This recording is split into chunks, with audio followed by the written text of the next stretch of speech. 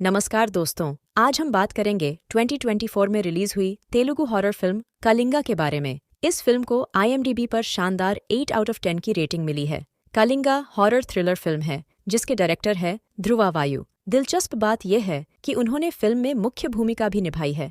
उनके साथ प्रज्ञा नयन, लक्ष्मण मीसाला और तनिकेला भरानी जैसे प्रतिभाशाली कलाकारों ने अपनी अदाकारी का जादू बिखेरा है। फिल्म की कहानी लिंगा नामक एक अनाथ युवक के जीवन के इर्द गिर्द घूमती है। लिंगा को अपने गांव में अजीब और डरावनी घटनाओं का सामना करना पड़ता है जो उसकी जिंदगी को पूरी तरह से बदल देती है। यह फिल्म रहस्य, डर और रोमांच से भरपूर है जिसने दर्शकों को अपनी कहानी और प्रस्तुति से पूरी तरह से बांध कर रखा। आइए इस फिल्म की एक्सप्लेनेशन देखते हैं और जानते हैं कि आखिर कलिंगा में ऐसा क्या खास है। इस अनंत संसार में कई पुराण, वेद, शास्त्र, उपनिषद और इतिहास हैं। पृथ्वी पर अमरता प्राप्त असुरों का अंत करने के लिए भगवान विष्णु का क्रोध बहुत प्रचंड होता है। जब प्रहलाद ने अपने पिता हिरण्यकश्यप से कहा, मेरे भगवान श्री हरि हर जगह हैं, जहाँ ढूंढोगे वहाँ मिलेंगे, तो हिरण्यकश्यप ने उत्तर दिया, क्या तुम अपने विष्णु को इस स्तंभ में दिखा सकते हो? इसके बाद हिरण्यकश्यप ने स्तंभ पर गदा मारी और उसमें से भगवान विष्णु ने नरसिंह रूप में प्रकट होकर हिरण्यकश्यप का अंत किया। लेकिन हिरण्यकश्यप का वध करने के बाद भी नरसिंह स्वामी का क्रोध शांत नहीं हुआ। तब भगवान शिव ने काल भैरव को भेजा, परंतु वे भी नरसिंह स्वामी के क्रोध को शांत नहीं कर सके। इसके बाद भगवान शिव ने शरभ अवतार लिया और नरसिंह स्वामी के सामने प्रकट हुए। नरसिंह स्वामी के प्रचंड क्रोध से गंडबेरुण नामक पक्षी का जन्म हुआ। सर्वेश्वर और गरुड़ के बीच कई दिनों तक भयंकर युद्ध हुआ। यह सब देखकर सभी देवताओं ने माता शक्ति से प्रार्थना की। माता शक्ति ने प्रत्यंगिरा देवी के रूप में आकर नरसिंह स्वामी के क्रोध को शांत किया। इसी तरह प्रत्यंगिरा माता अपने भक्तों के सभी कष्टों को हरती हैं और उनकी रक्षा करती हैं। मूवी शुरू होती है 1922 से। रात को एक आदमी अपने घर लौटता है। उसकी पत्नी माला उसके लिए खाना परोसती है। माला को कम सुनाई देता है। अचानक माला कहती है, लगता है मुझे कोई बुला रहा है। यह कहकर वह बाहर चली जाती है। उसका पति सोचता है, मुझे तो कोई आवाज़ सुनाई नहीं दी, फिर इसे कैसे सुनाई दी? वह माला को ढूंढने के लिए बाहर जाता है। बाहर जाकर वह देखता है कि माला अपना ही हाथ काटकर खा रही है। यह देखकर उसका पति बहुत डर जाता है और वहां से भाग जाता है। एक आदमी जंगल से गुजर रहा था। अचानक वह रुकता है और पेड़ की नुकीली डाली से अपना सिर फोड़ लेता है, जिससे उसकी मृत्यु हो जाती है। नाई एक आदमी का बाल काट रहा था। जब नाई उस्तरा ढूंढता है तो उसे नहीं मिलता है। वह देखता है कि एक लड़की उस उस्तरे से अपना कान काटकर खा रही है। यह देखकर सभी गांव वाले परेशान हो जाते हैं और राजा से मदद मांगने जाते हैं। वे राजा को पूरी बात बताते हैं। राजा कहते हैं, समस्या चाहे जो भी हो, उसका हल मैं जरूर निकालूंगा। इसके बाद राजा अपनी माँ को सारी बात बताते हैं। राजा की माँ, जो बहुत बूढ़ी और बीमार हैं, यह सुनकर कुछ इशारा करती है। राजा उस इशारे को समझते हैं और वहां से एक संदूक निकालते हैं।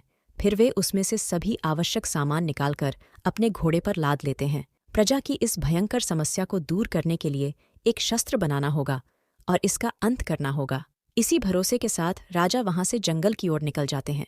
कहानी प्रेजेंट टाइम से शुरू होती है। कुछ लोग एक मृत शरीर को जंगल की ओर ले जा रहे हैं। बूढ़े चाचा उन सबको बताते हैं, हमारे गांव की संस्कृति के अनुसार यदि किसी की मृत्यु हो जाती है तो उसे प्रकृति को अर्पित करना होगा। यही हमारी परंपरा है। वे सबको कहते हैं, हम सभी को यहाँ से 2 मिनट के अंदर निकलना होगा। यदि हम ऐसा नहीं कर सके तो बच नहीं पाएंगे। वे उस शव को जंगल में रखकर और पूजा करके वहां से जाते हैं। चाचा कहते हैं, किसी को पीछे मुड़कर नहीं देखना है। उन सब के जाने के बाद राक्षस उस शरीर को खींच कर ले जाता है। जंगल के बीच में एक पेड़ को सीमा रेखा के रूप में रखा गया है और वहां पूजा की गई है ताकि भूतिया शक्तियां उस पेड़ को पार करके गांव में प्रवेश न कर सकें। सभी गांववासियों को उस पेड़ को पार करके जाना माना है। अगले सीन में लिंगा और मूर्ति शराब बनाकर बेचते हैं। कुछ लोग उनके पास शराब पीने आते हैं। शराब पीने के बाद जब मूर्ति उनसे पैसे मांगता है तो वे लोग मूर्ति से झगड़ा करने लगते हैं। तभी लिंगा आकर उन सबको मारता है।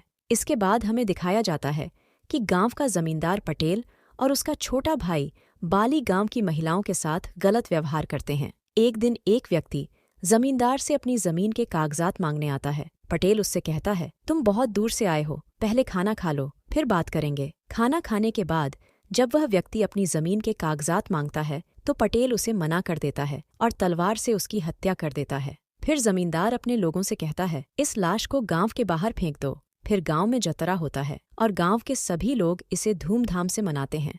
पटेल और उसका भाई बाली मंदिर में आशीर्वाद लेने जाते हैं। पटेल पंडित जी से कहता है, इस बार का जतरा पिछले साल से बेहतर हुआ है। मंदिर में आया सब पैसा मेरे घर पहुंच जाना चाहिए। वहीं बाली गांव की लड़की पद्दू को गलत नजरों से देख रहा था। एक आदमी गांव के सभी लोगों को बताता है, गांव में कोई दुष्ट शक्ति न आए, इसके लिए गांव की सीमा में बलि दी जा रही है। अंधेरा होने के बाद कोई भी गांव के बाहर न निकले। रात के समय एक आदमी मसाल पकड़ता है और दूसरा आदमी चावल की टोकरी अपने सिर पर रखकर मुंह में मांस का टुकड़ा दबाकर पूरे गांव में चावल बिखेरता है ताकि कोई भी बुरी शक्ति गांव में प्रवेश न कर सके। अगले दिन लिंगा अपने दोस्त मूर्ति को लेने आता है। वे दोनों कहीं जाने वाले होते हैं। वहां मूर्ति के पिताजी भी मौजूद थे। वह लिंगा से कहते हैं, घर पर मछली बनी है, जाकर खा लेना। इसके बाद वे दोनों वहां से चले जाते हैं। मूर्ति के पिताजी से एक आदमी पूछता है, आप लिंगा से इतना प्यार क्यों करते हैं? इस पर वे जवाब देते हैं, लिंगा का कोई नहीं है, बचपन में ही उसके पिताजी का देहांत हो गया था,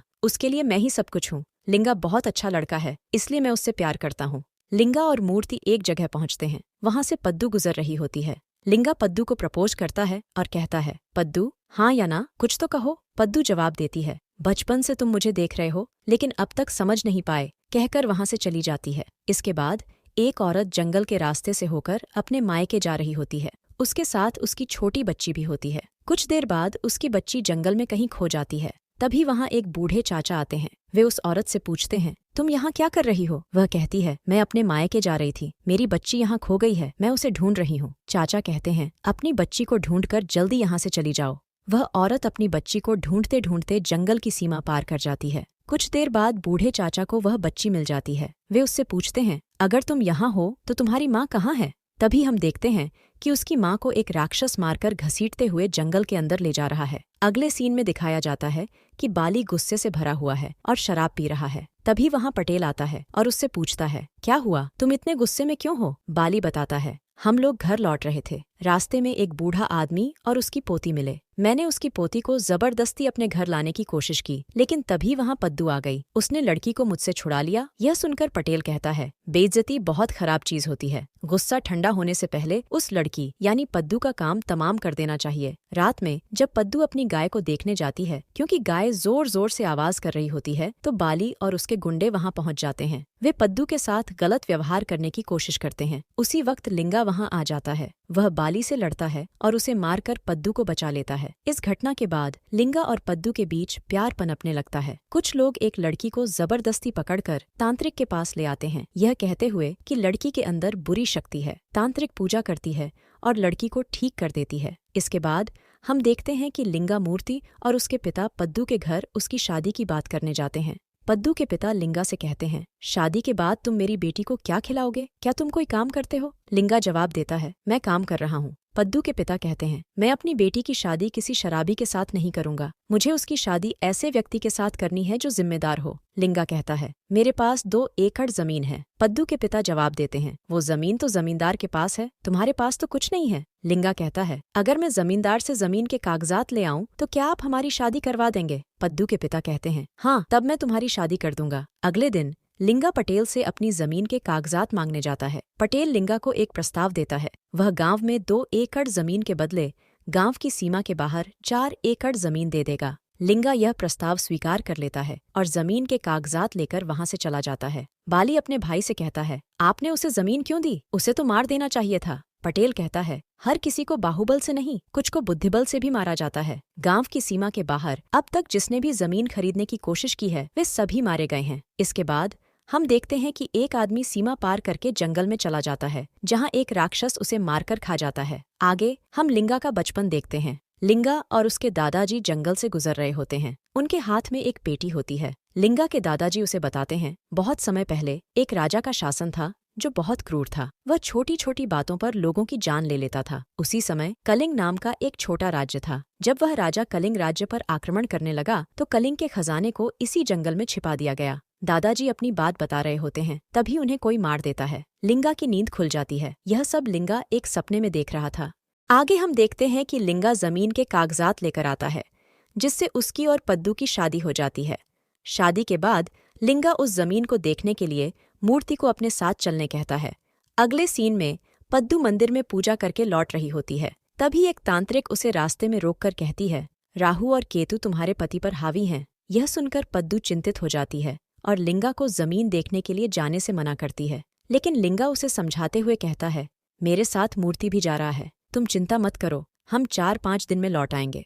अगले दिन लिंगा और मूर्ति जमीन देखने के लिए सीमा पार करते हैं। वहां जंगल में चलते हुए वे बहुत सारे कंकाल देखते हैं जो उन्हें चौंका देते हैं। लिंगा मूर्ति से कहता है, हमारी तरह ये लोग भी आए होंगे और मारे गए होंगे, हमारा भी यही हाल होगा। यह कहकर वे आगे बढ़ते हैं और अपनी जमीन का माप लेते हैं। रात में वे दोनों जंगल में झरने के पास सो जाते हैं। सुबह जब मूर्ति की आंख खुलती है तो वह देखता है कि लिंगा वहां नहीं है। मूर्ति उसे ढूंढने लगता है। लिंगा पद्दू से मिलने घर चला जाता है। मूर्ति के ढूंढते ढूंढते लिंगा वापस आ जाता है। अगले दिन लिंगा फिर से घर जाता है और अपने दादाजी की एक पेटी लेकर आता है। उस पेटी में एक किताब होती है। लिंगा उस किताब को पढ़ता है। किताब में लिखा होता है, 18वीं सदी में रुद्रगिरी राज्य पर मचिराजू का शासन था। मचिराजू प्रजा के हित की परवाह नहीं करता था। वह कूटनीति, राज्य विस्तार और धन संपत्ति की लालच में आसपास के राज्यों पर आक्रमण करता था। समय के साथ उसका लालच बढ़ गया और उसने हजारों मील दूर स्थित कलिंग राज्य पर नजर डाली। उस समय कलिंग राज्य के राजा रणसिम्हा थे। मचिराजू ने कई बार कलिंग राज्य पर आक्रमण किया, लेकिन रणसिम्हा के पराक्रम के सामने हर बार हार गया। कलिंग राज्य को जीतने में असफलता से दुखी होकर मचिराजू की अकाल मृत्यु हो गई। इसके बाद उसका बेटा बैलू रुद्रगिरी का शासक बना। बैलू ने अपने पिता के संकल्प को पूरा करने के लिए कई कूटनीतियां बनाईं और एक बार फिर कलिंग राज्य पर आक्रमण किया, लेकिन रणसिम्हा से हारकर उसे भी भागना पड़ा।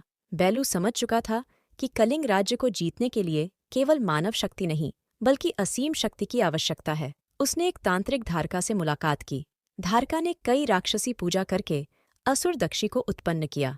असुर दक्षी की मदद से बैलू ने कलिंग राज्य को जीत लिया और वहां की संपत्ति व खजाने को अपने राज्य में ले आया। राज्य को एक राज का पता नहीं था। रणसिम्हा के वंशज महाकालिंग चोलाकालिंग उनके मंत्रियों के साथ राज्य पार कर गए। कुछ दिनों के बाद बैलू के राज्य में दुष्ट शक्तियों हावी हो गई। असुर दक्षी उसके राज्य के लोगों को खाने लगा। असुर दक्षी पर काबू पाने की कोशिश में धारका और बैलू दोनों मारे गए। बैलू की पत्नी शकुंतला देवी ने इस समस्या के समाधान के लिए महर्षि गिरि के पास गई। महर्षि ने बताया, प्रत्यंगिरा माता की स्थापना करनी होगी। साथ ही पाताल गंगा की गुफा में छुपाई कलिंग राज्य से हड़पी गई संपत्ति देवी को समर्पित करनी होगी। इसके अलावा राजा के वंश की किसी एक आत्मा को अर्पित करने से ही समस्या का समाधान होगा। लिंगा जब यह पढ़ता है तो किताब में दिए गए निर्देशों का पालन करते हुए गुफा में जाता है। मूर्ति भी उसके साथ होता है। मूर्ति लिंगा से पूछता है, क्या किताब में जो लिखा है वह सच है? क्या तुम खजाने के वारिस हो? गुफा में उन्हें खजाना मिल जाता है। तभी वहां बाली और उसके साथी पहुंच जाते हैं। लिंगा और बाली के बीच लड़ाई शुरू हो जाती है। फिर राक्षस वहां आता है और बाली व उसके साथियों को मारकर खा जाता है। उसी समय तांत्रिक यह सब एक पत्ते के माध्यम से देख रही होती है और लिंगा की मदद करती है। किताब में लिखा था कि पंचमी नक्षत्र में जन्मा कलिंग का वारिस माता के आशीर्वाद से अपने क्रोध को वज्रास्त्र में बदलकर असुर का वध करेगा। ऐसा ही होता है। लिंगा राक्षस को वहां रखी तलवार से मार देता है। इसके बाद खजाना लिंगा का हो जाता है। अगले सीन में दिखाया जाता है कि लिंगा अब अमीर हो चुका है। मूर्ति के पिता लिंगा से पूछते हैं, तुम दोनों जंगल से बचकर कैसे आए? फ्लैशबैक में दिखाया जाता है कि तांत्रिक ने पद्दू को एक ताबीज दिया था। पद्दू ने वह ताबीज लिंगा के हाथ में बांध दिया था, जिससे लिंगा सुरक्षित रहा। अंत में दिखाया जाता है कि एक व्यक्ति में बुरी शक्ति प्रवेश कर जाती है, लेकिन तांत्रिक उस बुरी शक्ति को दूर कर देती है। यहीं पर फिल्म समाप्त होती है।